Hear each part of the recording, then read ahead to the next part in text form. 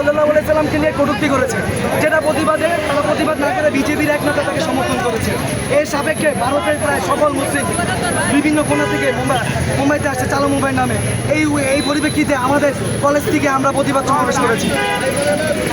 আজকে কি প্রতিবাদ কি তারা করেছে আর আপনারা কি তারা আমাদের বিশ্বনবীকে নিয়ে কটূক্তি করেছে, যেটা আমাদের গায়ে লেগেছে। আমরা চাই যারা বিশ্বনবীকে নিয়ে কটূক্তি করেছে এবং যারা এর সমর্থন করেছে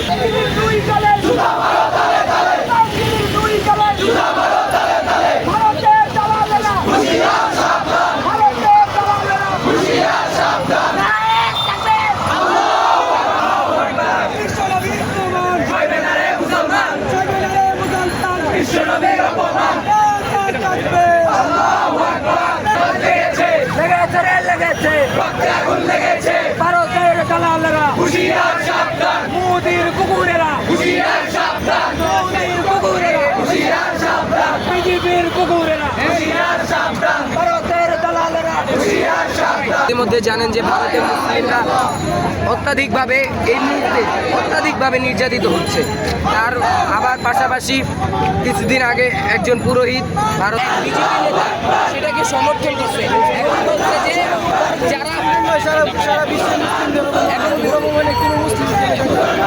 বলছে যে যদি এটার আঙ্গিরের বিরুদ্ধে কেউ কথা এখান থেকে এটা জানাচ্ছি কেন তাদের দুজনকে একটা দৃষ্টান্তমূলক শাস্তি দেওয়া হবে, কারণ তাদের ধর্মকে আমরা কখনো অবমাননা করি না। তারা কেন আমাদের ধর্মকে অবমাননা করে?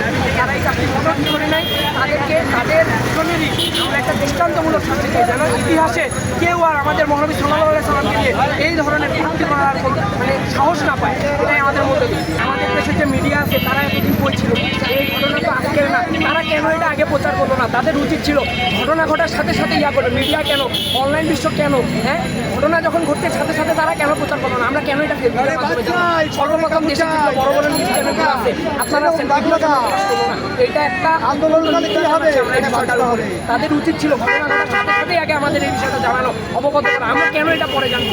মিডিয়ার কাছে তো এটা যে সারা বিশ্বে কখন কি ঘটলো